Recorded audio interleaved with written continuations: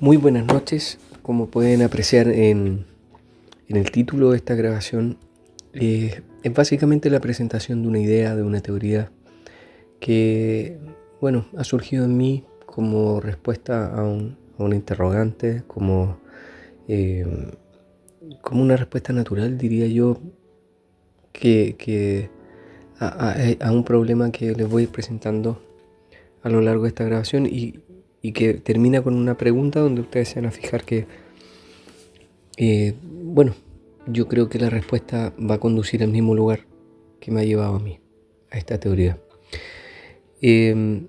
Durante toda mi vida me he sentido atraído, me ha interesado la ciencia.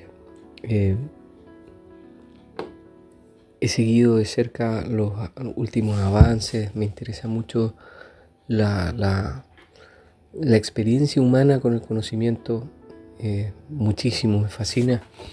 Y a pesar de que no estoy de acuerdo en el rumbo que ha tomado un poco como la corriente o el mainstream o comunidad científica más bien, creo que es muy interesante ver la experiencia humana, los descubrimientos, las teorías humanas sobre su entorno, sobre el mundo, sobre todo cuando estamos en un mundo que nos sobrepasa. O sea, por más que el hombre quiera mostrar que todo lo conoce, hace poco veía el problema de los tres cuerpos o un documental sobre universidades tratando de explicarse el giro de una bicicleta porque anda erguida y no existía la forma de hacer el modelo matemático para poder explicarlo. Problemas tan simples, imagínense. Entonces ahí uno se da cuenta de que estamos en pañales, observando algo que nos sobrepasa. Y con esa mirada asombrada es que me he encontrado con muchos experimentos donde uno puede ver animales complejos, mayores, organismos muy sencillos, robots moleculares y finalmente partículas subatómicas, donde se observa el mismo fenómeno y tiene que ver con la capacidad insuficiente. La teoría de la evolución postula que, ¿cierto?, mediante la selección natural o mutaciones aleatorias, ¿cierto?, repetidas a lo largo de millones de años, se logran tremendos avances, a lo que se oponen muchas personas que conocen de ciertos campos que son tocados por esta teoría. Por ejemplo, la codificación o directamente los sistemas que se han hecho a través de codificación, como la computación, la informática. Los especialistas saben que si tú mueves cosas al azar, vas destruyendo el sistema. Para que ese sistema pueda hacerse algo edificante, modificaciones edificantes, tiene que ser alguien con un profundo conocimiento y que sepa intervenir el sistema, ¿ya? Que sepa qué efecto va a tener cada uno de los... Por lo tanto, es bastante ilógico pensar que en la naturaleza, con un código más complicado que el computacional, donde imagínense que del genoma conocemos solamente la función del 4% y el resto el ser humano piensa que es ADN basura porque no sabe la función que tiene, donde las secuencias de ADN hacen loops, que hace pocos años se descubrió que lo hacían y no se sabe por qué, pero se entiende que no es respuesta a algo del entorno, sino que tiene una función. Es como si el ADN estuviera pensando y estuviera reaccionando a algo. Está el ADN, pero quisiera hablarles relacionado con eso, un ejemplo. Está el tema de Chernobyl, de este accidente ocurrido en el año 86, donde al pasar solo décadas ya se ven mutaciones y entre comillas evolución de un montón de especies.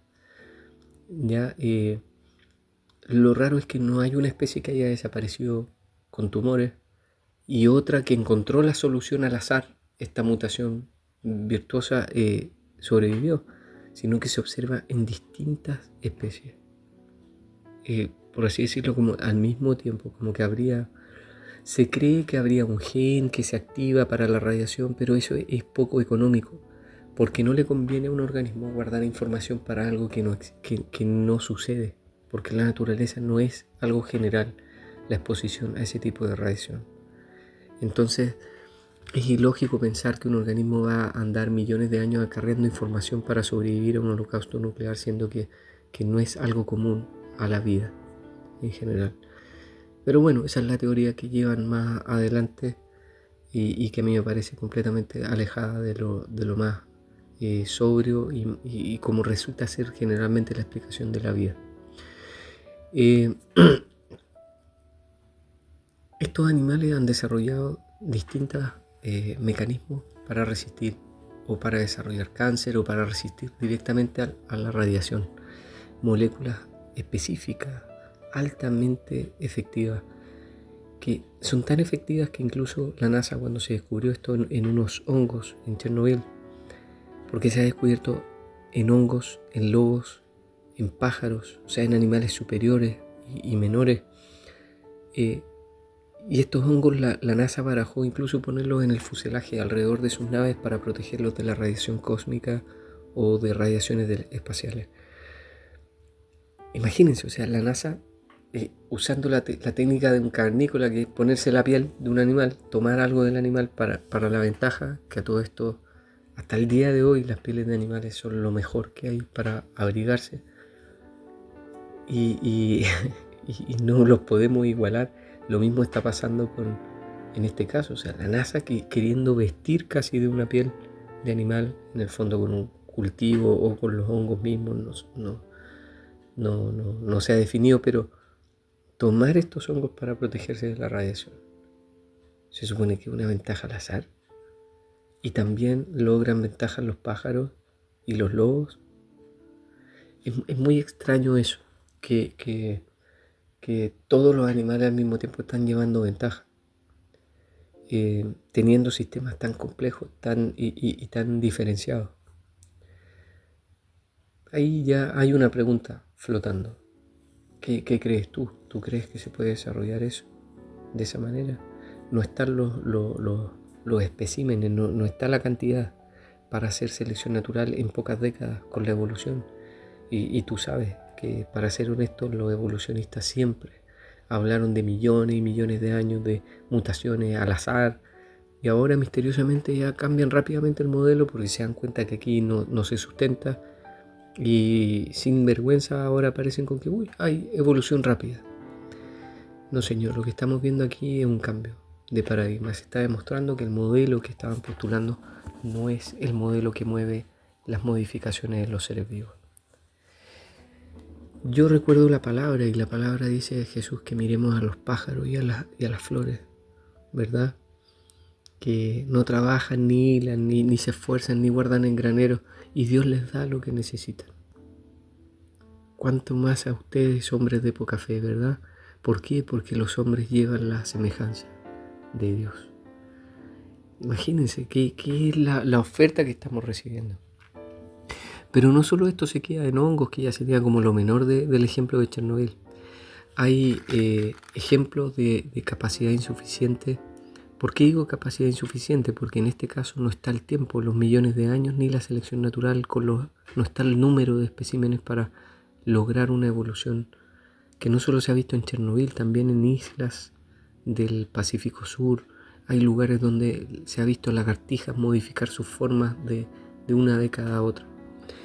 Por lo tanto, ¿qué es lo que mueve eso? Si no es los mecanismos que pensábamos. ¿Cómo puede, contra toda probabilidad, emerger mutaciones tan específicas y tan avanzadas que incluso nuestra ciencia no es capaz de ir a la par? Y necesitamos la biomímica, tomar de esa biología para poder tener el avance. Porque no hemos desarrollado nosotros la molécula, la estamos sacando de un pájaro, de un hongo. ¿Cuál es la probabilidad de que eso sea al azar? ¿Cuál es la probabilidad? Está eso, y la capacidad insuficiente del sistema de poder advertir, o sea, ¿dónde estaría esa información dentro del mismo ADN o dentro del mismo organismo para desarrollar esas mismas cosas?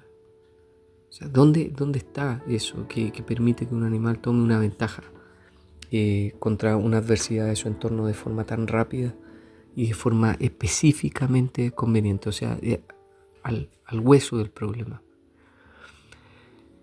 Está eso, pero también tenemos capacidad insuficiente, por ejemplo, en organismos como el yellow blob o algunos hongos, amebas, que tienen pensamientos avanzados, son capaces de resolver laberintos y no tienen sistema nervioso. Cuando se habla de que con un sistema nervioso inmaduro a veces ni siquiera se es ser humano, y vemos estos organismos que sin sistema nervioso, o sea, logran tener pensamiento y razonamiento y resolver problemas de una complejidad elevada. ¿Cómo se explica eso? Está la capacidad insuficiente, no está el sistema de procesamiento ahí. No hay un sistema nervioso. ¿Dónde está la capacidad de memoria? ¿Y cómo es que sin esos sistemas logra resolver de esa manera, con ese razonamiento, con esos procesos, de manera favorable para el organismo? ¿Cómo lo hace? Tenemos también organismos más pequeños, que no sé si llamarlos organismos, no soy especialista, pero los robots moleculares a los que llamamos enzimas. O sea, seres compuestos por una molécula, por átomos, que no tienen la capacidad de guardar información, que no tienen la capacidad de almacenar tampoco información. No está ni la memoria ni el procesador, y sin embargo cumplen funciones de altísima complejidad, ya que muchas de ellas tratan directamente con el ADN, detectando errores, duplicando, copiando, reparando. ¿Cómo es posible? ¿Cómo es posible que funciones tan avanzadas se desarrollen dentro de una célula con organismos tan básicos que no tienen la capacidad? ¿Dónde está esa capacidad insuficiente? ¿Qué nos dice eso? Que está conectado a un sistema superior, ¿verdad? Porque no cabe otra explicación. O sea, ¿de dónde viene esa información? Incluso si tú dices se le transmite por radio, ¿has visto una radio? Abre una radio, la más básica, que una pequeña radio a pila, y te vas a dar cuenta de que tiene una complejidad enorme para poder recibir información, para poder codificarla y para poder transformarla en algo legible. Es un proceso muy complejo y que tiene muchos órganos para poder desarrollar eso. Tiene un aparato que es para recibir la onda electromagnética, la antena. De la antena pasa a una serie de transistores y son organismos muy complejos. Y estoy hablando de la radio más simple. Entonces, aunque se le transmita, ¿cómo puedes transmitir así a un organismo que no tiene sensores, no tiene antenas, no están los órganos para poder tener toda esa función? Y como repito, no está la capacidad sobre todo de procesamiento y almacenamiento de información. Pero vamos a ir más al extremo, porque ahora mismo a lo mejor te preguntas si estoy entrando mucho en la fantasía de algo que lo estoy haciendo religioso. Pero te quiero llevar más a la evidencia científica con un organismo, y ni siquiera organismo, con una partícula más extrema. Y es lo que pasa, hay varios experimentos cuánticos, pero voy a mencionar uno que es el experimento de la doble ranura, ya donde se puede observar el colapso de la función de onda en una partícula subatómica como puede ser un fotón. Y la pregunta es la siguiente, o sea, ¿qué capacidad de almacenar información tiene un fotón? ¿Qué capacidad de recibir información sensorial tiene para interactuar con el medio, para recibir información, procesarla, ejecutar una función? ¿Cómo es que se desarrolla eso? ¿Cómo se gatilla un mecanismo dentro de algo que no tiene la capacidad de guardar un mecanismo? Porque ya estamos llegando al extremo de la partícula subatómica. Antes hablé del robot molecular y alguien me puede decir, no, pero es que mira, hay un átomo ahí que sirve de antena.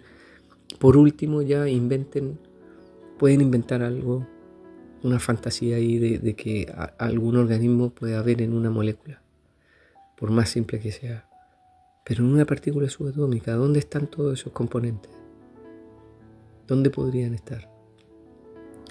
Cuando la partícula percibe primero que se le observa y reacciona a la observación. O sea, para que eso suceda y con la perfección que lo hace, porque no la han podido sorprender. Hay universidades donde incluso se estudia cuánto es capaz de adivinar la partícula que se le va a medir y no le han podido sorprender. ¿Cómo es posible que algo así sea sin tener la capacidad, lo que hablé recién, sensorial, ni de guardar información, ni de procesarla? ¿Cómo es posible que interactúe así con la acción a la que la estamos sometiendo? Esa es la pregunta. Y bueno, y mi respuesta y mi teoría es que ahí, cuando hay capacidad insuficiente, es más que evidente que está sujeta a un propósito y a un sistema superior.